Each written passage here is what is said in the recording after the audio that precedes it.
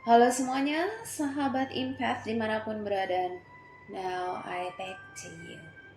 Pada artikel sebelumnya sudah dijelaskan mengenai hasil penelitian manfaat impact person bagi peningkatan produktivitas lingkungan kerja dalam skop kecil dan bernegara dalam skop yang besar, di mana tujuannya adalah kesejahteraan fundamental yang bersifat non-fisik yang berakhir pada fisik. Oleh karena itu, penting sekali untuk memberikan warning kepada impact person untuk bagaimana memperlakukan diri mereka sendiri agar mampu survive menghadapi masalah dan tidak mengganggu lingkungannya atau bahkan berakhir pada impact disorder. Sebelum lebih jauh kita masuk kepada inti, maka mari menjawab kuis. Apakah saya seorang empath?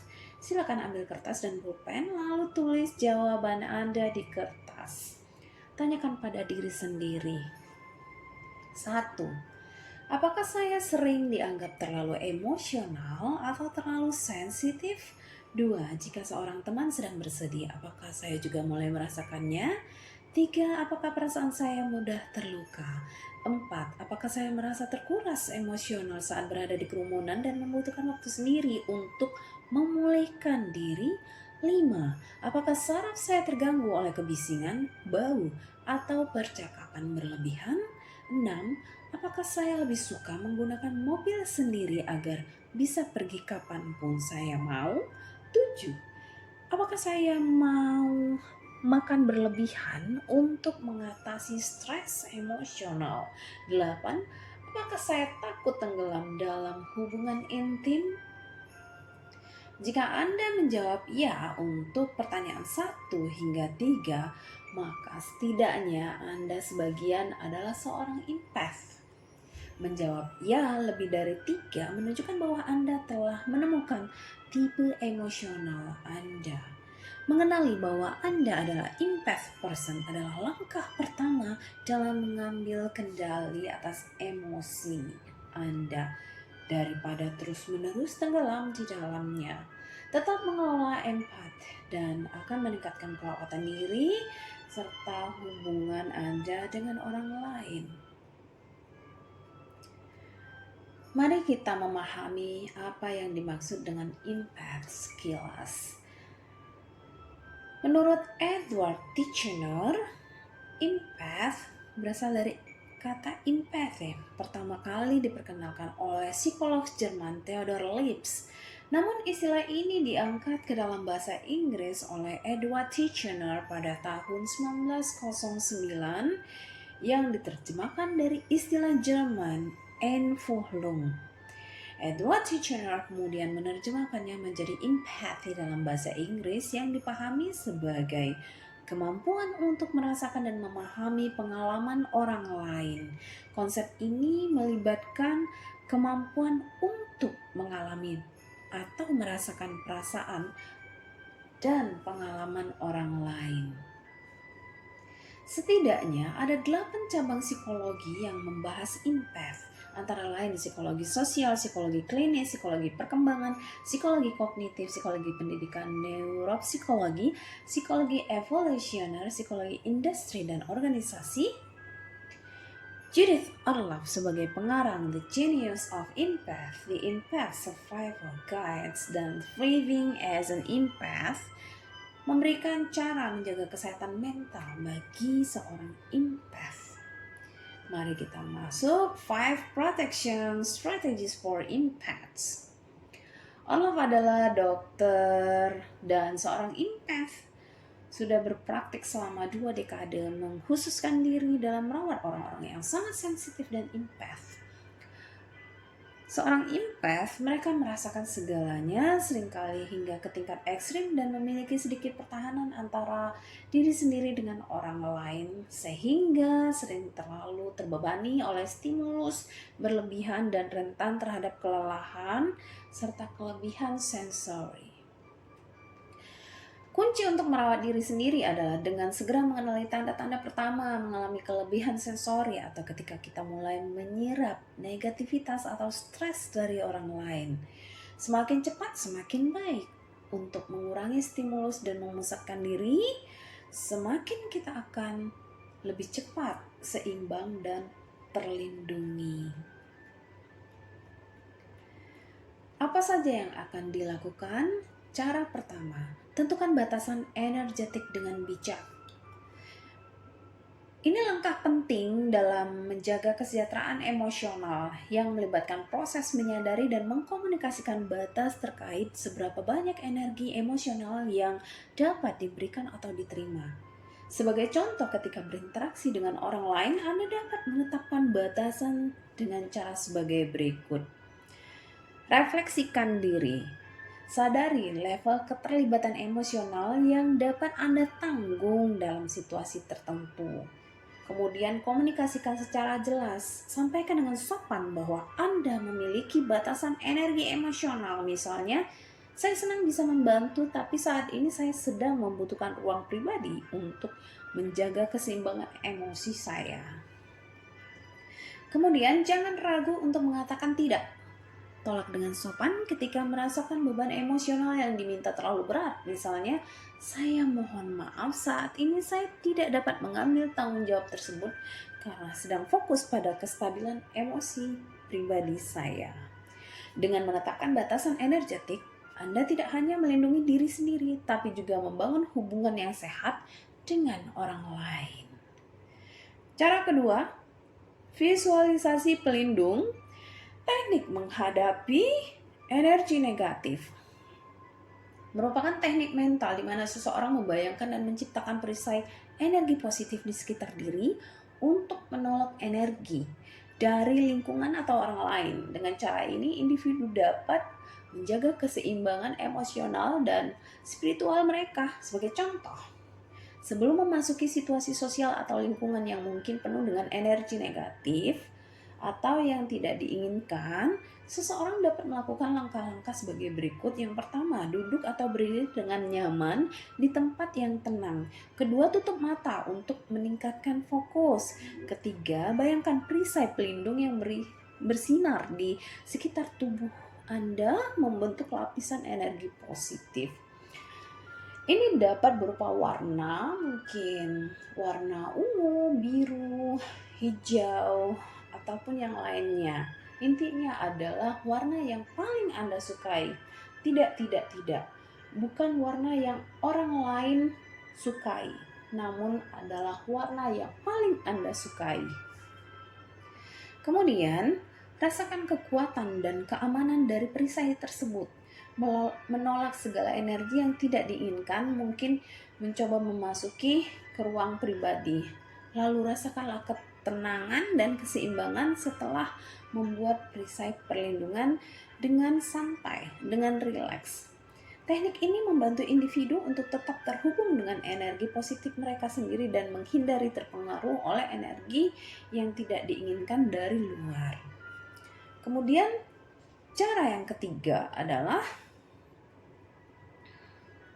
menghabiskan waktu di lingkungan alam yang dapat memberikan banyak manfaat, termasuk membersihkan energi negatif. Berikut adalah penjelasan dari contoh konsep mencintai alam bagi empath. Yang pertama, empath cenderung memiliki kepekaan yang tinggi terhadap energi dan emosi sekitar. Lingkungan alam dengan keindahannya dan energi positifnya menjadi tempat yang menyegarkan dan menyeimbangkan bagi mereka. Contoh mencintai alam bagi empath adalah berjalan di taman atau hutan. Menghabiskan waktu berjalan-jalan di taman atau hutan dapat memberikan pengalaman yang menenangkan dan menyegarkan pikiran. Bermeditasi di pantai, mendengarkan ombak, dan merenung di pantai dapat menjadi cara yang efektif bagi mereka untuk menghilangkan stres dan mereset energi mereka. Kemudian berkebun dapat menciptakan hubungan dengan alam, tapi juga bukan hanya itu, namun memberikan kesempatan untuk berinteraksi dengan tanaman dan menciptakan lingkungan yang penuh harmoni. Kemudian melihat senja dan matahari terbit. Mengamati keindahan alam seperti senja atau matahari terbit dapat memberikan momen refleksi yang mendalam bagi empath. Kemudian piknik di taman dapat menciptakan pengalaman yang menyenangkan dan membangun koneksi yang lebih dalam dengan alam. Cinta terhadap alam bukan hanya tentang keindahan fisiknya, tapi juga tentang pengalaman mendalam dan keharmonisan yang dibawa alam kepada jiwa seorang empath. Langkah yang keempat atau cara yang keempat adalah detachment, yaitu seni melepaskan diri dari gelombang emosi. Ini merupakan keterampilan psikologis yang memungkinkan seseorang melepaskan diri dari gelombang emosi orang lain untuk mencegah kelebihan emosional yang melibatkan pengembangan kesadaran diri dan kemampuan untuk tetap stabil di tengah-tengah perasaan intensitas. Sebagai contoh praktik ini adalah yang pertama, kesadaran diri, memahami perasaan dan emosi pribadi tanpa terjebak oleh emosi-emosi orang lain. Observasi tanpa menyerap, amati emosi orang lain secara objektif tanpa menyerap. Misalnya ketika teman sedang marah, praktikkan pengamatan tanpa ikut terbawa oleh emosi tersebut. Kemudian, batasi keterlibatan emosional, tanamkan batasan sehat untuk melindungi diri dari kelebihan emosi. Jika situasinya terlalu intens, beri diri Anda izin untuk menjaga jarak. Dengan menguasai detachment, seorang dapat mempertahankan keseimbangan emosionalnya sendiri tanpa terpengaruh secara berlebihan oleh emosi lingkungan.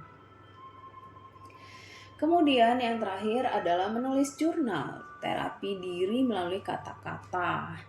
Ini melibatkan penulisan perasaan dan pengalaman pribadi sebagai cara untuk melepaskan ketegangan emosional.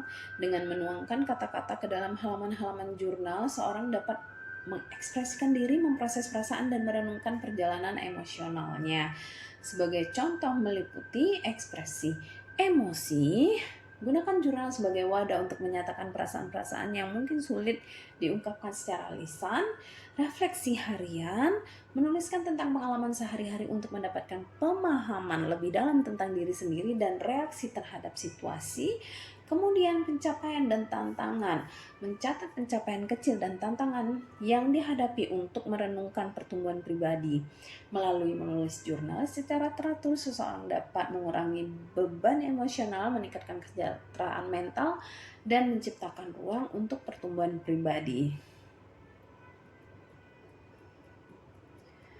Namun, ada hal yang menjadi catatan dari penulisan jurnal, terutama adalah ketika tulisan kita terbaca oleh orang lain, kemudian disebarluaskan secara tidak bertanggung jawab. Oleh karena itu, saya menyarankan untuk membakar tulisan yang telah dituliskan, atau bila tidak demikian, menyimpannya di tempat yang paling aman, misalnya di cloud, di email.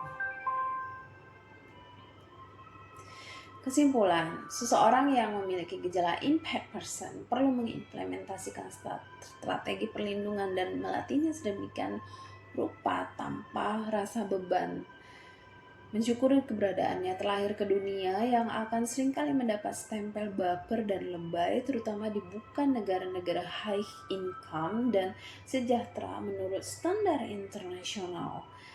Pernyataan ini tidaklah berlebihan karena apabila terdapat beberapa impact person di suatu negara maju atau jumlah yang banyak, maka kemungkinan negara tersebut akan semakin mengalami kemajuan yang semakin pesat. Pesatnya berada pada spiritual dan pengembangan ilmu pengetahuan. Kedua faktor tersebut saling berinteraksi antara satu dengan yang lainnya.